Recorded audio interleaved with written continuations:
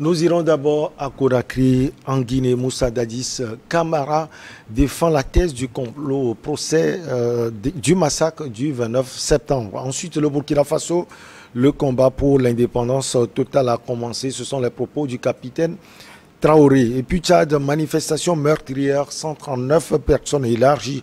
On termine comme de coutume par le Togo Chimène Moladia, nouvelle reine de la beauté. Nos invités sont là. Rodrigue Ahigo, il est journaliste et consultant politique. Nous avons également un autre journaliste, Adam Adjronou, directeur de publication de Vision d'Afrique.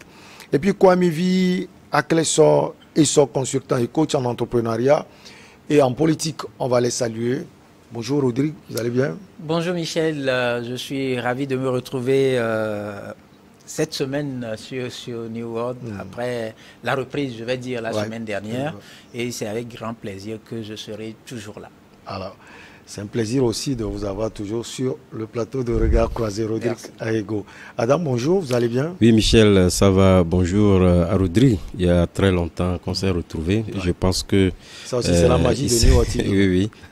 Vous l'avez ressuscité. Je pense que c'est un plaisir d'échanger tout avec lui. Surtout un bonsoir spécial à Messie Larry depuis le CASEF. Bonjour coach, tout va bien? Oui, bonjour Michel, tout va bien. Peut-être... disons pas comme je l'aurais souhaité, mais beaucoup spécial à tous les téléspectateurs de New York. Et surtout, je fais un gros bisou à mes jumeaux et leur maman. Donc, je dirais ça jusqu'à ce qu'ils grandissent vite. Sacré coach. Et un jeune entrepreneur, je l'annonce, je le fais également un coucou spécial. Allez, on commence donc par la Guinée. Moussa Dadis Camara, l'ancien chef de la junte militaire au pouvoir à l'époque du massacre du 29 septembre, a été appelé à donner sa version des faits ce lundi 17 décembre. La répression meurtrière, on se souvient, a fait 157 morts dans ce pays. Moussa Dadis Camara défend la thèse du complot au procès du massacre du 29 septembre. On va l'écouter et on revient ici pour les analyses. Si je trouvais la mort, ça allait être le plus grand regret de ma vie. Et pour ma famille, pour ma progéniture. C'est pourquoi je remercie Dieu et le président Doumbouya, le colonel Doumbouya, qui a accepté l'ouverture de ce procès. Sinon, le président Alpha, ça fait combien d'années, monsieur le président? 13 ans. 13 ans. Un procès d'envergure où les familles sont envoyées. J'ai dit donc que le 28 septembre a été savamment orchestré, préparé de toutes pièces. Monsieur le Président Alpha Condé, Sekouba et leur exécutant Toumba Diakité.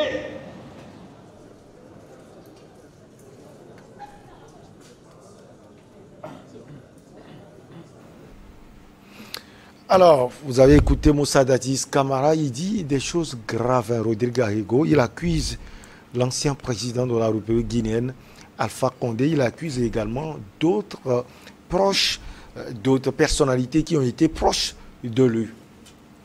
Ben, écoutez, je l'avais déjà dit la dernière fois dans ce même studio que je ne vois pas ce qu'on peut attendre réellement de ce procès-là à l'allure où vont les choses. Vous voyez, tout le monde passe et accuse l'autre. Personne ne reconnaît sa responsabilité, etc. Aujourd'hui, avec Dadis Camara, dans un premier temps, quand il accuse l'ancien président Alpha Condé d'avoir passé 13 ans sous silence, sans parler de ce procès, ou sans organiser ce procès-là. On peut le comprendre. On peut le comprendre. Il a souhaité à maintes reprises revenir au pays même. Mais j'aurais souhaité que lui-même puisse, en son temps, même si après l'attaque, il n'a eu qu'à passer quelques mois, ouvrir des enquêtes pour situer les responsabilités sur ce qui a constitué une sorte de massacre historique en Guinée. Parce qu'on a tiré sur des gens, on a tué des gens. Ouais. On a violé des gens. On a violé des gens. Et il était le président de la République à l'époque. Dès le lendemain, si son souci était de situer les responsabilités, pour que ces faits ne se produisent plus dans le pays, il pouvait prendre, parce qu'il est président, il avait encore les commandes, il pouvait prendre toutes les dispositions pour ouvrir ce procès-là. Qu'à cela ne tienne, il n'a pas fait, il est parti, Alpha Condé est arrivé. Avec Alpha Condé, les Guinéens ont beaucoup plus pensé à une sorte d'alternance parce qu'il venait de prendre la place d'Abdoulaye Wade qui voulait rempiler encore. Et donc c'est un opposant qui était arrivé et donc le peuple guinéen pouvait commencer par croire à une nouvelle destinée, avoir comment dirais-je, de lendemains meilleurs par exemple s'ouvrir. Et vous avez vu que durant les 2 premiers mandats d'Alpha Condé, surtout le premier mandat, il y a eu une sorte de stabilité. À partir du second mandat, lorsque les uns et les autres ont compris que, attends, on est en train d'être bluffé, il y a déjà des initiatives qui ont été lancées, notamment des manifestations, pour essayer d'abord de mettre fin à son projet de tripatouillage constitutionnel. Qui ont été étouffés. Et donc, à partir de cet instant-là, le peuple guinéen n'avait pas les coudées franches pour inciter le président à ouvrir un procès sur ce qui a eu lieu en 2009 au stade.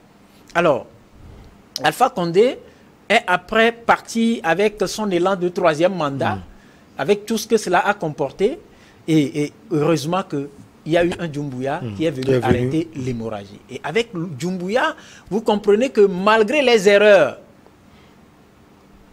il y a au moins ce courage-là qui sort l'intention de relancer ou de lancer le pays sur le chemin de la réconciliation. Et la réconciliation nécessite forcément le passage par ces tragiques événements-là qui ont endeuillé des familles, qui ont fait couler du sang des Guinéens.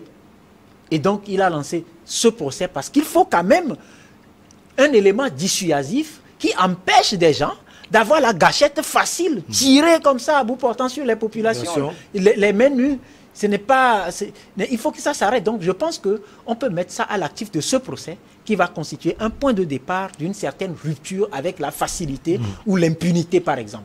Mais, à l'allure où vont les choses, je continue de croire. Qui va-t-on... Quand même, c'est un procès, oui. Mais on avait parlé la dernière fois de la qualité aussi des magistrats qui siègent au cœur de ce procès-là. Qui ont été aidés par la Cour pénale internationale. Qui ont été aidés par la Cour pénale internationale. Moi, je pense qu'il faut redoubler d'efforts. Il faut amener les uns et les autres à comprendre qu'il s'agit là de la réécriture de l'histoire de la Guinée qui va se baser sur la culture de valeurs qui vont permettre à ce pays de tourner définitivement les pages sombres de l'histoire. Et si les uns et les autres ne comprennent pas ça et qu'ils défilent devant la cour pour chacun se victimiser, accuser l'autre, etc., mais ça ne va malheureusement rien donner et ça va être une perte de temps, perte d'énergie et d'argent. Alors Adam Adjorlou, comme il a dit, c'est tout le peuple guinéen, toute l'Afrique qui attendent, si on peut le dire, ce procès. Alors pour Moussa Dadis Camara, qui était un acteur clé, il n'était pas certes au stade le 28 septembre, mais lui il parle de complot. Comment vous comprenez sa sortie? Vous savez, c'est d'abord paradoxal, parce que lorsque vous voyez tous ceux qui sont accusés dans ce massacre-là et qui ont défilé devant donc ces juges-là, pratiquement tous... la version de tous s'orientait sur Moussa Dadis Camara, où la parole était vivement attendue, aussi bien par la population guinéenne, mais également toute l'Afrique. Parce que vous savez, lorsque vous prenez ces maladresses en ce qui concerne la répression des manifestations, surtout organisées majoritairement par les oppositions, il y a toujours une similitude. C'est vrai que l'étendue n'est pas à souhaiter ce que nous avions en Guinée, n'est pas souhaité dans aucun pays, mais n'est pas loin de là également, continue jusqu'au jour d'aujourd'hui, pas vivre ces genres d'actes-là. Donc, disons que ce procès pourrait normalement permettre à ce que puisse être un procès d'exemple, même si je pense que la pédagogie va beaucoup plus prévaloir. Il faudrait quand même que ça soit un procès qui puisse servir d'exemple. Donc, revenant sur les faits, je pense que Moussa Dadis Camara, à propos de Moussa Dadis Camara, en tout cas, jusqu'à l'instant T, il faudrait véritablement donc les sérieux, sinon les scinder en 2 voire 3 aspects. C'est vrai qu'il essaie aujourd'hui d'accuser l'ancien président Alpha Condé, jadis opposant de sa personne par le passé, qui était l'une des figures organisatrices donc de cette manifestation qui a tourné kazakh. Il faut reconnaître que quelque part, lorsque vous prenez le fil des situations, Moussa Dadis Camara également n'était pas en état pour pouvoir répondre à un procès. Puisque lui-même, je m'en souviens, si nous prenons 5 ans ou 6 ans, nous remontons l'histoire, vous constaterez que le physique qu'il présente aujourd'hui ne le présentait pas lorsqu'il y avait dans 6 ans.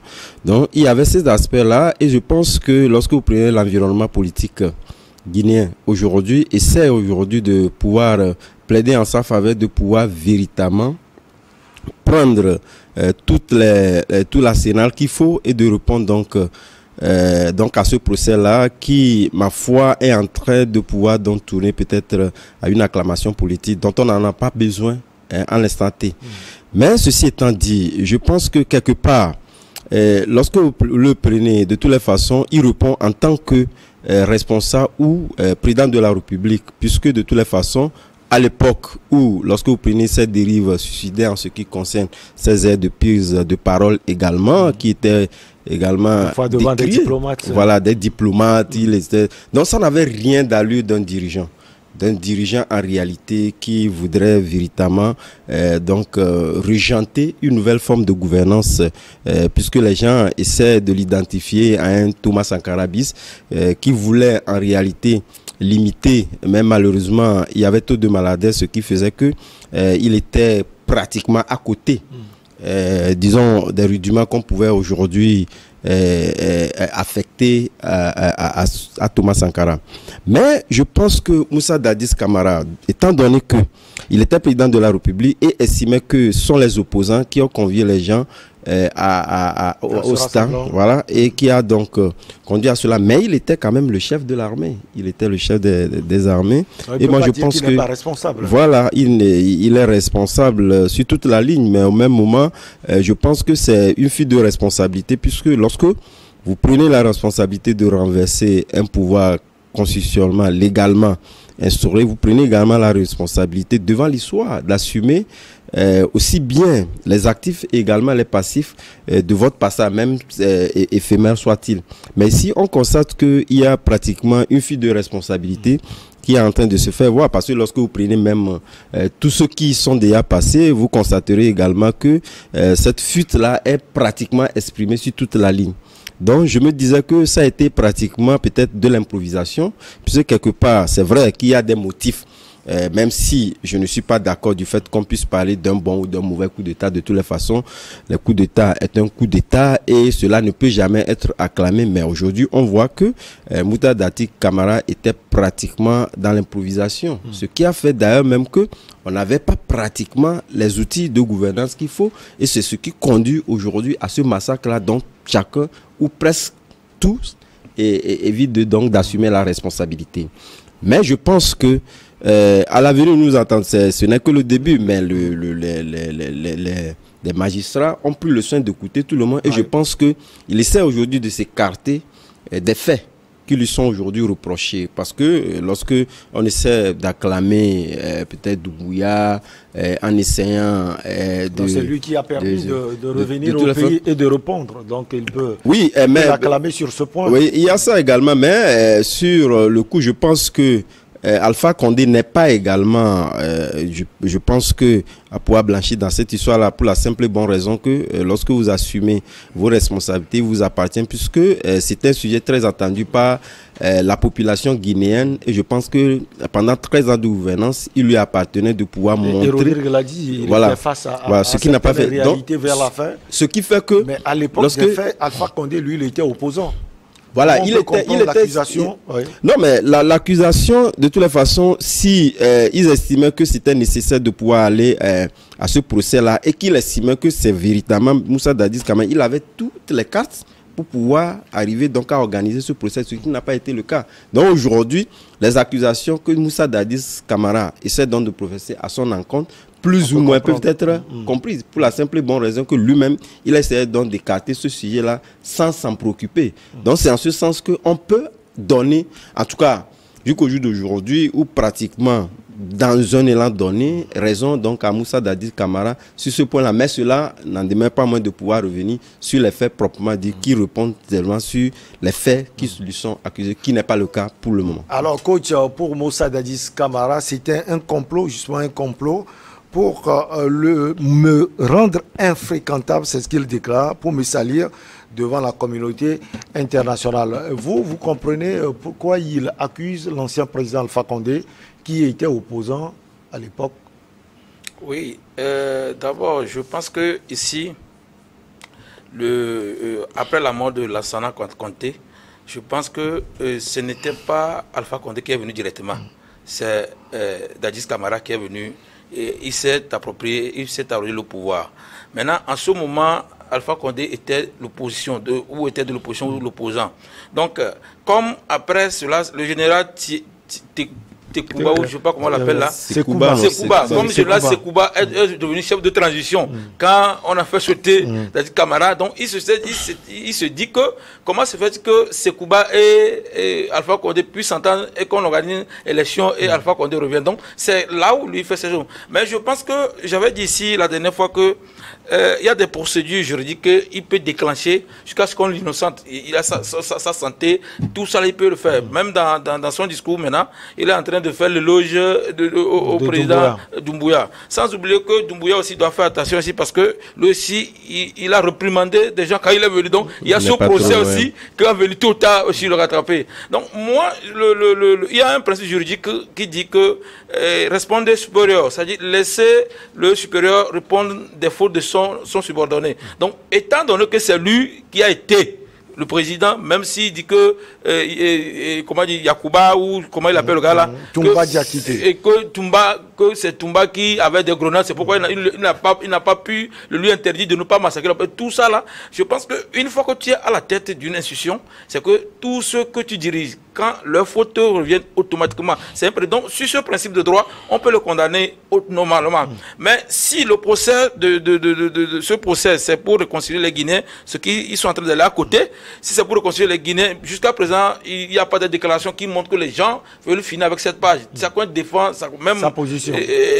Akouba ou bien celui dont je parle là, lui-même, il n'a pas, lui aussi il a accusé Dadis Camara. Dadis Camara aussi vient, il accuse d'autres personnes, même surtout le général dont il parle. Je me dis que c'est plutôt le procès des anciens amis qui se passe là-bas et que le juge n'a qu'à prendre, ou les juges n'ont qu'à prendre l'ascendant sur ça, parce que jusqu'à présent, ce n'est pas à Alpha Condé d'organiser le procès de Dadis Camara. Les juges, je ne suis pas sûr que Alpha Condé a empêché les juges d'organiser ce procès. Et en plus, Alpha Condé, et Adam l'a dit, n'avait pas toute sa santé pour qu'on puisse le faire. Je pense qu'il ne fait que faire cette supputation juste pour s'en sortir. Pour vous, ce sont des supputations. Oui, puisque normalement, quand tu n'es pas en bonne santé, n'importe quel juge déclare le procès ou reporte le procès. Donc, à cause de sa santé, on peut le faire aussi. Même, je suis sûr que jusqu'à présent, il y a toujours son problème de santé là. Donc, il est en train de rejeter le tort sur les autres, sans oublier que même quoi qu'il s'est passé, même s'il n'était pas devant. Oui, il est devant, puisque Rodrigue l'a dit, une fois que tu es président, elle dit que les militaires oublient quelque chose. Quand ils viennent faire coup d'état, d'abord ils suspendent la constitution, c'est un crime constitutionnel, et après ils commettent des exactions. Tout ça là va te rattraper. Je l'ai déjà dit, Doumbouya aussi en a fait pour lui beaucoup. Maintenant, je pense que c'est le général Lamoyepé quand même, c'est Kouba qui a bien fait. Au moins, il n'a pas à essayer de s'approprier le pouvoir, même si on sait qu'Alpha Condé, par la suite, s'est mal comporté qu'on soit là. Mais c'est comme ça, normalement, quand la jeune prend le pouvoir, on retourne au civil pour les chômages. Mais ici, à moins qu'il y ait grâce présidentielle ou amnistie pour tout le monde, Dadis Camara devait aller en prison. Il devait aller en prison. On va marquer la petite pause, on revient pour la suite.